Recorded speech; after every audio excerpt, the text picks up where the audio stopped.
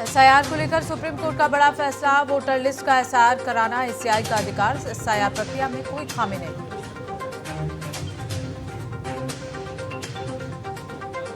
Gujarat ATS और coast guard को मिली बड़ी सफलता। कच्छ के समंदर से पकड़ी 100 किलो कोकीन।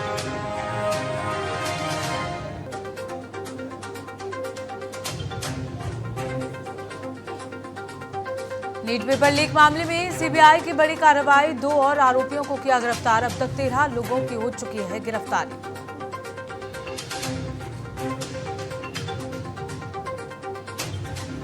पटना के मसौड़ी में पुलिस ने किया बदमाश का एनकाउंटर। अपराधी के पैर में लगी गोली। 27 लाख रुपए लूटकर फरार हुआ था अजय।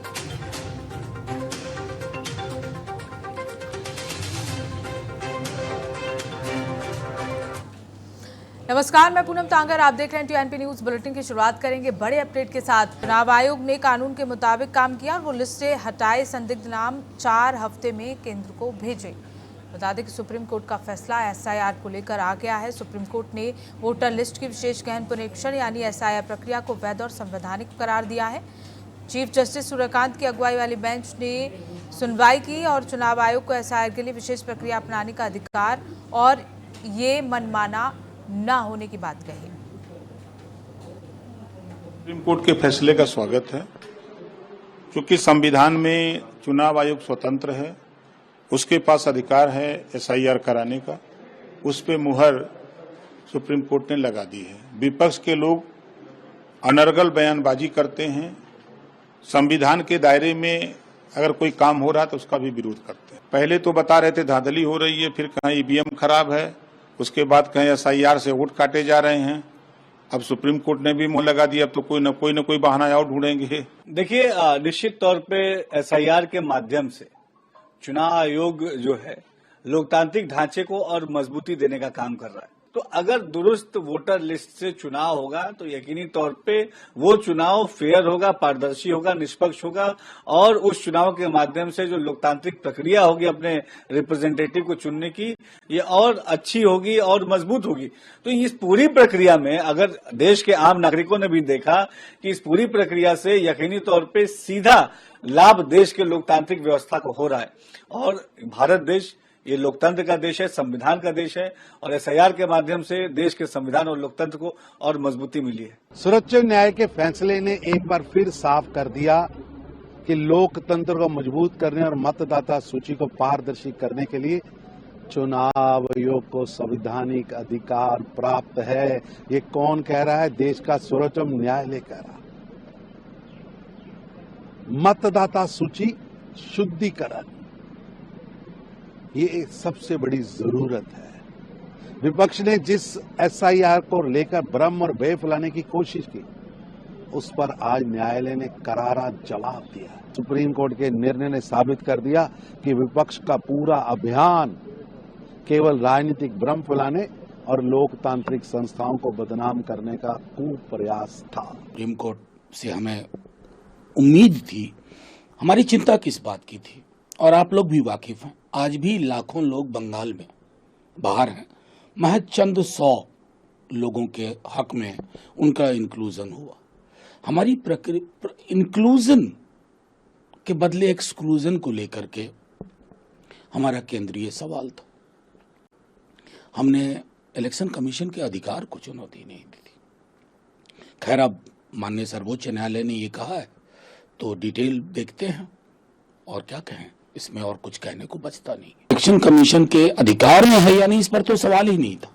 सवाल था ये जो ब्लेटेंट एक्सक्लूजन का मामला है, उस पर अभी भी कुछ साफ नहीं दिखा।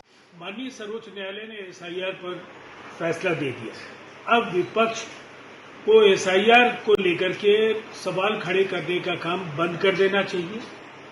ऑनरेबल सुप्रीम कोर्ट ने कहा है कि जनसंख्या में वृद्धि और पलायन, इन 2 वजहों से एसआईआर बेहद महत्वपूर्ण है और एसआईआर की प्रक्रिया बिल्कुल ही सही दिशा में है और आगे भी ये जारी रहे। मुझे लगता है इस फैसले के बाद अब विपक्ष की बोलती बंद होनी चाहिए और उन्हें एसआईआर की प्रक्रिया पर सवाल खड़े करने से अब खुद को चुप रखना चाहिए।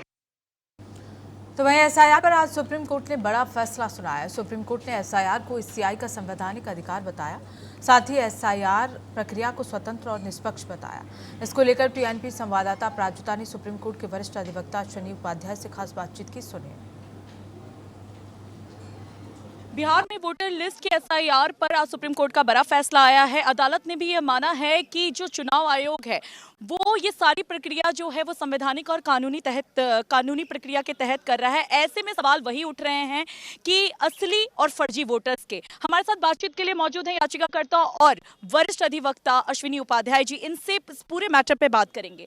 सर, सबसे पहले तो ये बताइए, सुप्रीम कोर्ट के इस फैसले को आप किस तरीके से देख रहे हैं, कितना सही है? देखिए, माननीय सुप्रीम कोर्ट ने एसआईआर की पूरी प्रक्रिया को जायज ठहराया है। इलेक्शन कमीशन ने जिस तरीके से एसआईआर किया है उसको भी जायज ठहराया है।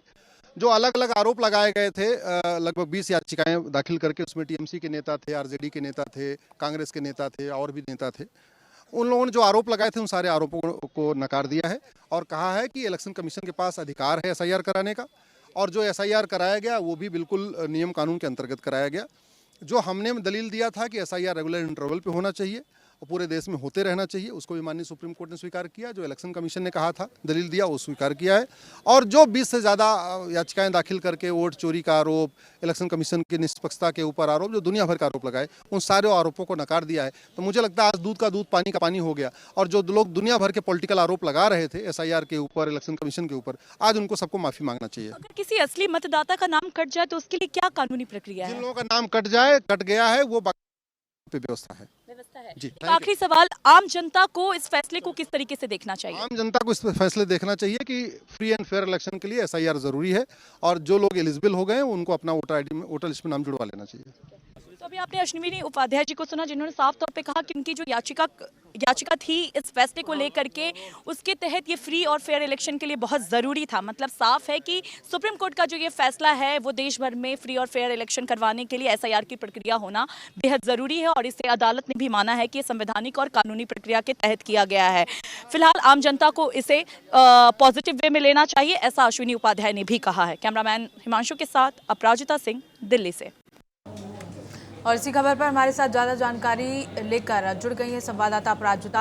अपराजिता, जिस तरह से सुप्रीम कोर्ट का फैसला आया है, कई राज्यों में चुनाव हुए और एसआईआर को लेकर जिस तरह से विपक्षी दलों ने सवाल उठाए और कहा कि पूरी तरह से असंवैधानिक है, लोगों का हक छीना जा रहा है, लेकिन सुप्रीम कोर्ट की ओर से साफ कर दिया गया है कि ये पूरी तरह से साफ और स्वच्छ है और इसमें किसी भी तरह की गैर कानूनी जो प्रक्रिया है वो नहीं इस्तेमाल की गई है।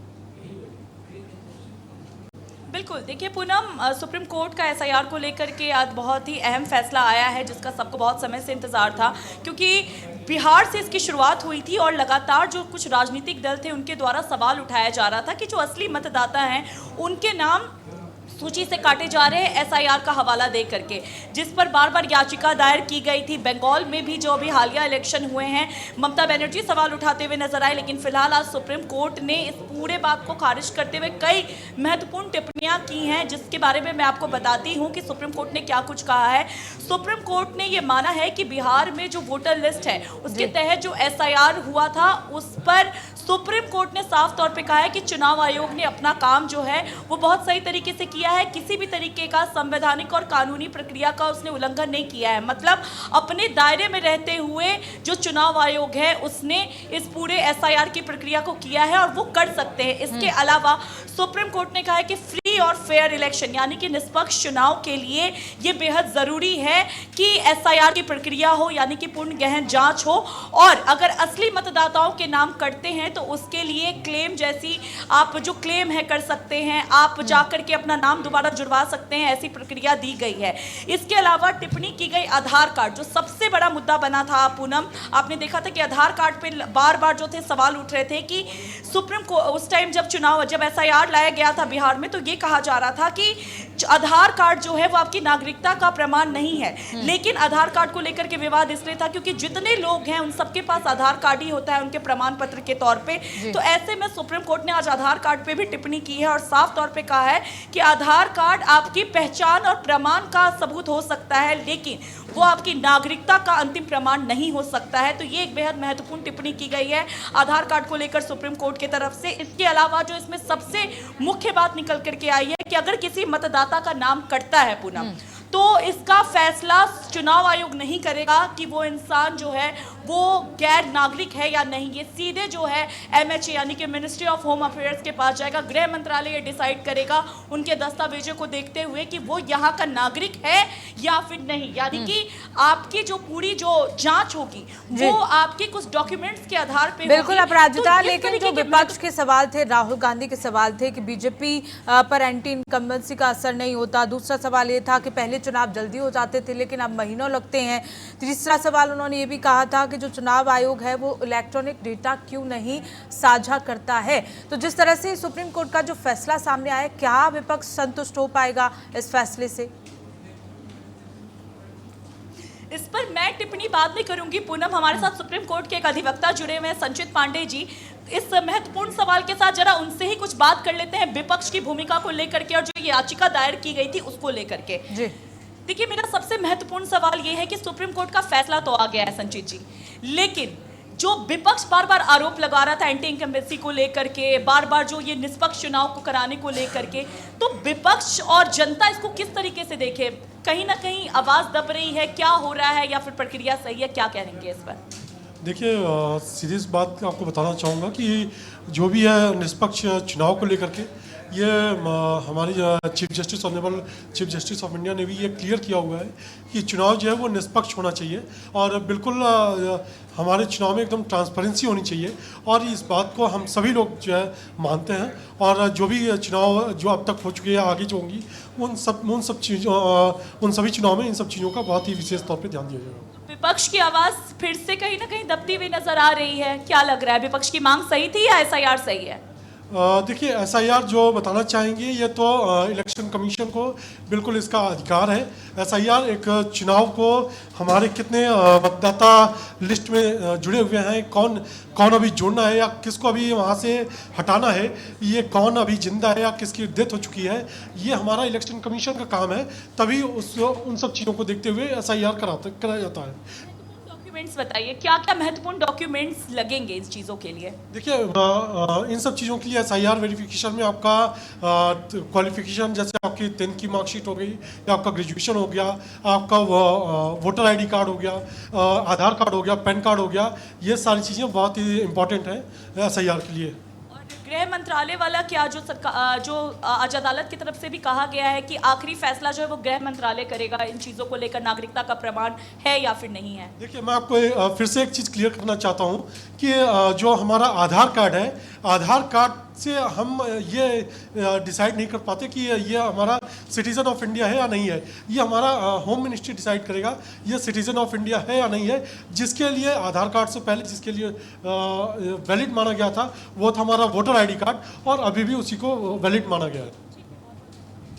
आपने सुना इस पूरी प्रक्रिया को, इन्होंने साफ तौर पे ये कहा है कि SIR की जो प्रक्रिया है वो संवैधानिक और कानूनी तौर पे एक सही प्रक्रिया है जिसे अदालत ने भी माना है। रहा सवाल विपक्ष का, तो विपक्ष जो है वो कहीं ना कहीं उन मुद्दों को भुनाने की कोशिश कर रहा है कि वोटर लिस्ट में जिनके नाम काटे जाते हैं, कई ऐसे मजदूर वर्ग होते हैं, गरीब वर्ग होते हैं जिनके पास कागज नहीं मौजूद होता है, लेकिन जो प्रमाण पत्र का जो यहाँ पर एक कहते हैं कि एक लाइन बांधा गया है कि जैसे आपके पास अगर आधार कार्ड के अलावा आपको अगर कुछ अपने प्रमाण देने हैं नागरिकता के लिए तो 10th की मार्कशीट, आपका एजुकेशन क्वालिफिकेशन, इसके अलावा आपके ड्राइविंग लाइसेंस तक सभी जो हैं वो मान्य होंगे। यानी कि कुल मिलाकर के हर एक प्रोविजन दिया गया है। बावजूद इसके अगर आपके नाम कटते हैं तो अदालत ने आपको एक सहूलियत दी है कि आप उस पर क्लेम कर सकते हैं, आप उस पर जो है पूरी तरीके से अपने नाम जुड़वाने की प्रक्रिया में सम्मिलित हो सकते हैं। और अगर आपको चुनाव आयोग पर उस वक्त विश्वास नहीं है तो ये मैटर जो है आखिरी तौर पर गृह मंत्रालय जाएगा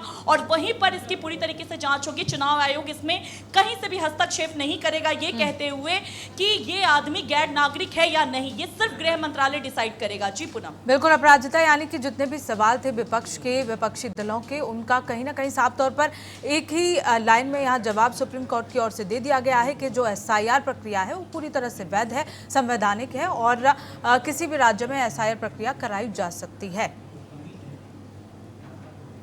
बिल्कुल। और पूनम देखिए, जिस तरीके से अदालत ने, अभी आपने देखा कि ये मैटर इतना ज्यादा क्यों बढ़ा, क्योंकि इसको बिहार के बाद बंगाल में भी लागू किया गया, हर जगह लागू हुआ। अभी 5 राज्य का चुनाव था, हर जगह SIR की प्रक्रिया जो थी वो लागू की गई और ऐसा चुनाव आयोग ने बिहार इलेक्शन के दौरान ही कहा था कि जब एसआईआर अगर यहाँ पर पूरी तरीके से सफल रहता है तो हम इसे सभी राज्यों में लागू करवाएंगे। नतीजा 5 राज्यों में दिखा, लेकिन सबसे ज्यादा आवाज उठी बंगाल से, जिसकी सबसे ज्यादा चर्चा थी। ममता बनर्जी खुद सुप्रीम कोर्ट पहुंच गई और एसआईआर को लेकर के जिस तरीके से दावा किया जा रहा था कि एसआईआर में जो रियल मतदाता है, जो रियल वोटर्स है, उनके नाम काटे जा रहे हैं, तो कहीं ना कहीं विपक्षी दल की जो मजबूत नेता है ममता बनर्जी, उनको ये डर था कि वो वोटर्स उनके वोटर्स तो नहीं है। तो ऐसे जो सत्ता पक्ष है उनकी तरफ से ये सवाल उठ रहे थे कि वो जितने भी रोहिंग्या और बांग्लादेशी हैं, जो घुसपैठिए हैं, उनको वो जो है रियल वोटर्स मानती हैं, जबकि वो यहाँ के नागरिक नहीं हैं। और यही विवाद में ये पेच फंसा, जिसके बाद अभी बिहार की सुनवाई थी आज, और कोर्ट ने आज अपना आखिरी फैसला सुनाते हुए इसे संवैधानिक और कानून बताते हुए साफ तौर पे कह दिया कि जिन भी मतदाताओं को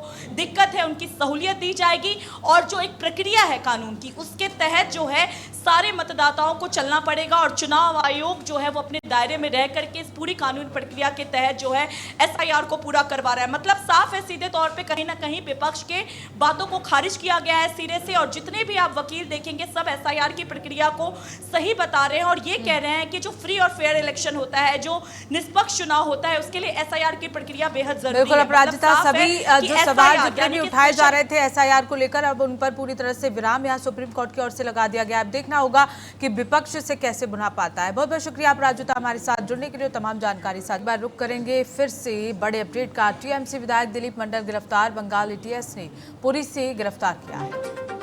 कई हफ्तों से फरार थे दिलीप मंडल। बीजेपी कार्यकर्ताओं को धमकाने के आरोप लगाए जा रहे थे। आर्म्स एक्ट के तहत विधायक का बेटा भी गिरफ्तार कर लिया गया। बड़ा अपडेट जहां पश्चिम बंगाल से बड़ी खबर सामने आई है। बंगाल एसटीएफ ने साउथ 24 परगना के विष्णुपुर से तृणमूल कांग्रेस के विधायक दिलीप मंडल को हिरासत में ले लिया है। बताया जा रहा है कि विधायक पिछले 13 दिनों से पुलिस से बच रहे थे। उन्हें ओडिशा के पुरी स्थित एक रिजॉर्ट से डिटेन किया गया और अब उन्हें कोलकाता लाया जा रहा है। उन पर चुनाव के दौरान पुलिस और बीजेपी कार्यकर्ताओं को धमकाने और 2021 के बाद हुई हिंसा से जुड़े मामलों में आरोप है। एक कथित धमकी भरा वीडियो सामने आने के बाद उनके खिलाफ शिकायत दर्ज की गई थी। इससे पहले पुलिस उनके घर पर भी पहुंची थी, लेकिन वो वहां नहीं मिले थे। इसी मामले में उनके बेटे अर्घ्य मंडल को आर्म्स एक्ट के तहत पहले ही गिरफ्तार किया जा चुका है।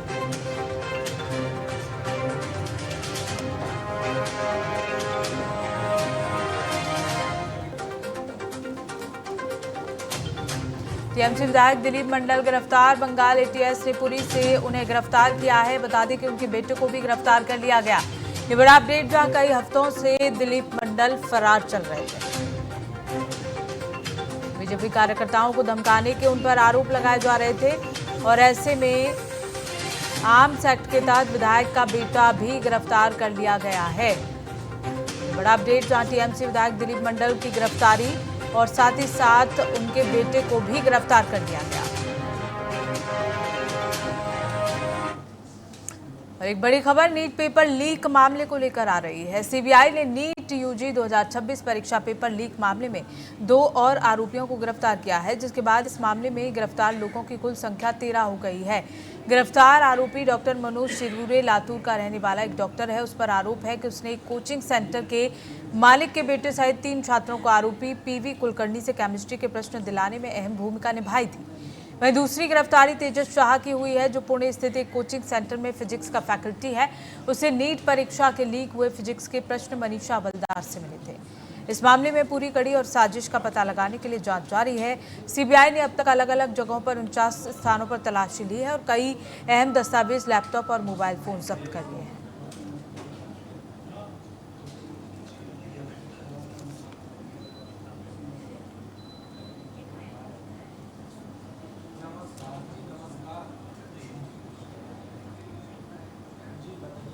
बता दें कि लगातार नीट यूजी पेपर लीक मामले को लेकर अब तक 13 लोग गिरफ्तार हो चुके हैं। एक के बाद एक यहाँ गिरफ्तारी सीबीआई की ओर से की जा रही है।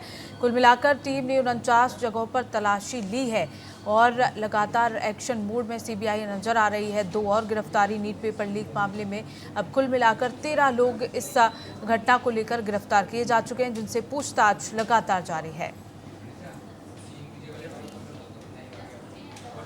तो वहीं सिमडेगा में ईद उल जोहा पर्व को शांतिपूर्ण और सौहार्दपूर्ण माहौल में संपन्न कराने के उद्देश्य से पुलिस प्रशासन ने नगर क्षेत्र में फ्लैग मार्च निकाला। वरीय पुलिस अधिकारियों के नेतृत्व में निकाले गए इस मार्च में पुलिस बल, सशस्त्र बल और प्रशासनिक अधिकारी शामिल हुए।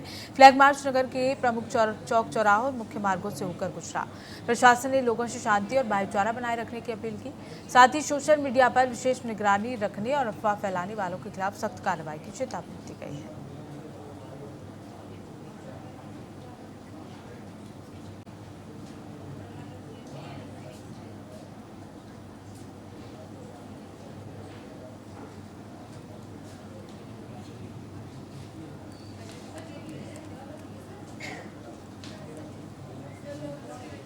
और चलिए आपको सीधे तस्वीरें दिखाते हैं जहां तमिलनाडु के मुख्यमंत्री सी जोसेफ लगातार दिल्ली पहुंचे हैं और दिल्ली पहुंचकर कई बड़े नेताओं से उनकी मुलाकात यहाँ हो सकती है। तो दिल्ली पहुंचे तमिलनाडु के सीएम विजय थालापति और ये सीधे तस्वीरें इस वक्त आप देख रहे हैं जहां एयरपोर्ट पर उनका स्वागत किया जा रहा है।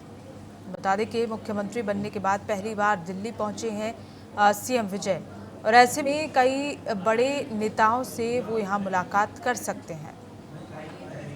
तो सीधे तस्वीरें जहां दिल्ली पहुंचे तमिलनाडु के मुख्यमंत्री सी जोसेफ और उनका स्वागत यहां किया जा रहा है। बता दें कि मुख्यमंत्री बनने के बाद पहली बार मुख्यमंत्री जोसेफ दिल्ली पहुंचे हैं।